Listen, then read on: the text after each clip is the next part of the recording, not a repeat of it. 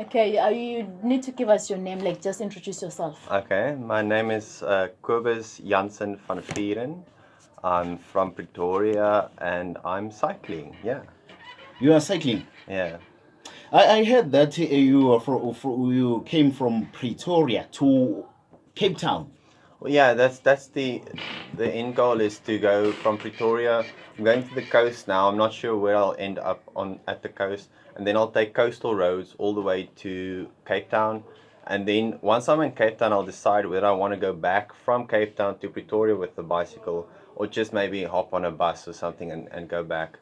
But yeah, Cape Town is the goal at this point, but it might be Cape Town and then back to Pretoria as well, depending on how I feel at that point. You are from Pretoria. Where did you sleep these days? Well, like I'll find a spot. I'll if I'm in a town and I'll ask like the churches, the local churches, if I can just camp there, and most of them are okay with it if I can find someone there because they tend to close early. But if I find someone there, I'll just ask them if it's okay if I camp there, and they'll be okay with that. Sometimes I find people that are generous that just let me sleep in their backyard or something. And then other times when I'm in between towns and you can't really find a spot, you'll just camp next to the road wherever you can find a open patch of dirt, I guess. You have been here since when? Here, I mean, Here in Melmoth, this town. I cycled into Melmoth this morning, well, about 11, and now I'm at the radio. But I slept in the mountains last night, so I was about 20k outside Melmoth, and then I just cycled in. But I had a late start because I did breakfast and everything. Do you have a shelter? I have a tent and a sleeping bag and everything on the bicycle. Yes. Tell me, your family, what did they say about this riding from Pretoria to Cape Town? Are they happy about it? Yeah, I mean, yes and no. Like my dad supports me and everything, but he's also obviously concerned about safety. I mean, everyone is, but mostly people are just supportive. It's something I decided I needed to do, and um, he's been helping me with the planning. I planned this trip for about 5 months, and he's been helping me with all of that. So he's very supportive. And then I have a girlfriend as well back home, and she's also, she supports what I'm doing. She phones me often, we talk and everything. So, I mean, it's not nice to be away from family and friends and everything, but at the end of the day, it's something I need to do, and they do support me in it. Aren't you afraid to sleep anywhere on the road? Well, I mean, it could be dangerous, I guess, but um, like I always say, when it's your time, it's your time, and you can be in the middle of nowhere, doing something adventurous, or you can, be at home walking across the road and you can get hit by a car. So, anything can happen to you at any point. So you just have to have faith that you'll be, okay on the road and for as long as you can go. And that's basically how I go about it. If you get sick on the road, what will you do? Well, I don't easily get sick. Like, if I get a cold, I'll just keep going. If I get feverish, I guess I'll stop and get medication, from a town or something. But other than that, Let's say you are far from town. well, what can you do? You have to keep going. You don't have a choice. There's no turning back. I'm already so far from home. You can't turn back. So you just keep going.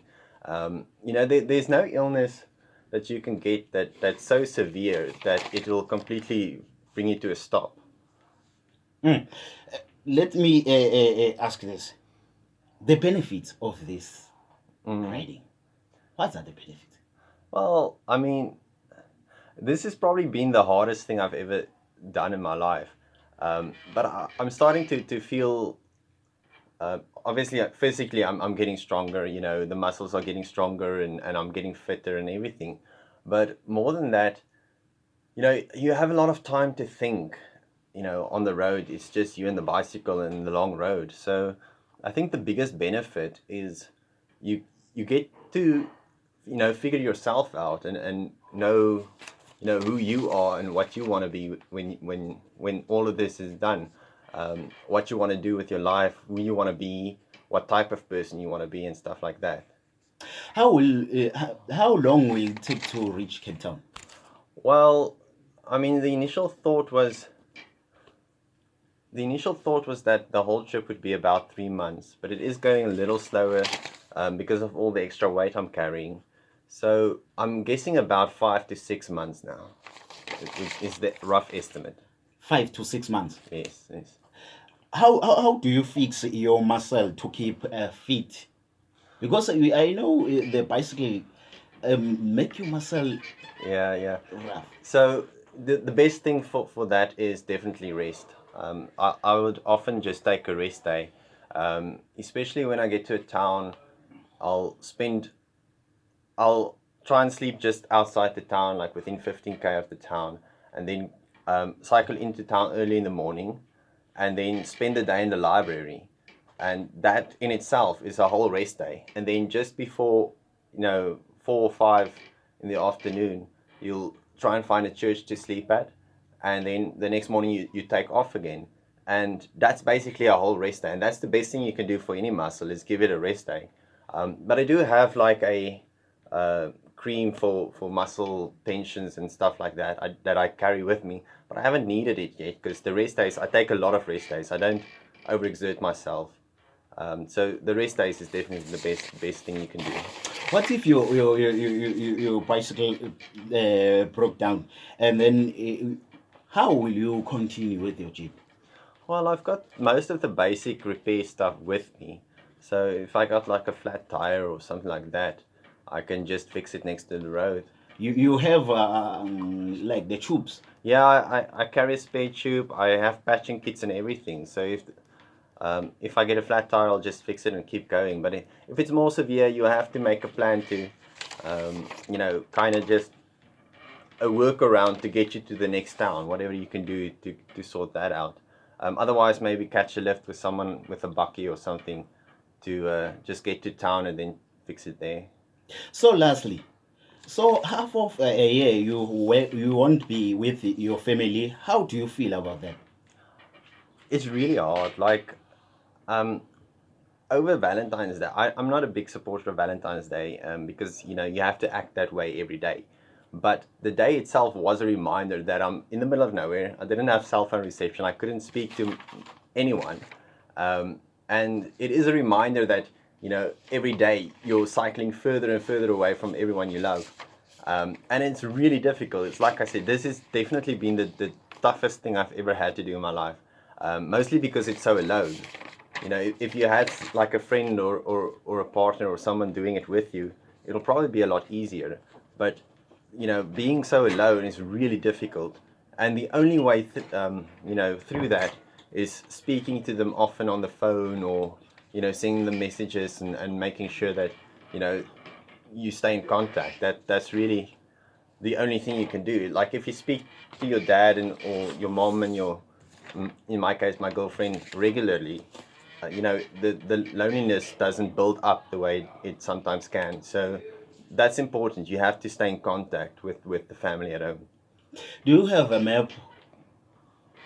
A map. I have Or you just go? well, I tend to just go, but I do have a offline map app on the phone that I'm basically using. So right now, where you're next door? Well, Ishawi is the next stop, and from there I don't actually know. So there are a few routes I can take. Obviously, I can go straight through to the coast, which I'm considering. Getting to the ocean is kind of the goal. You set these little small goals in between. So for me, getting to the ocean, obviously, getting your feet in the sand, that's going to be a milestone that'll, lift my spirit a lot.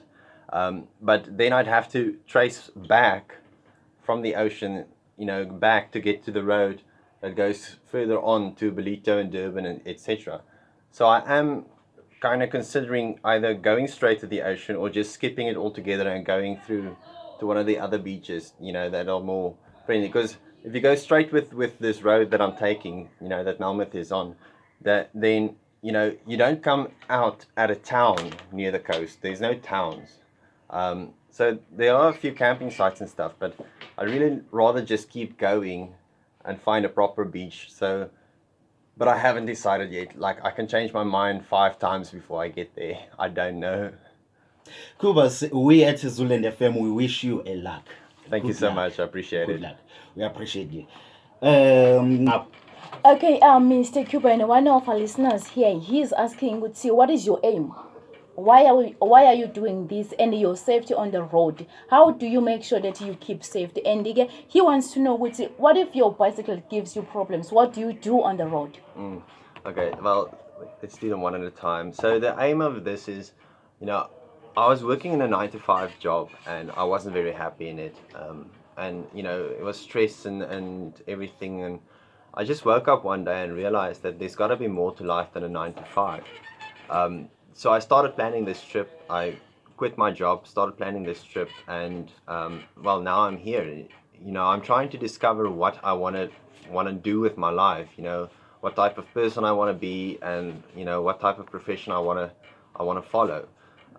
It might be a little late. You know, I'm like I said, 32 years old, but you know, I need to know. I can't keep doing something when I'm not happy in it.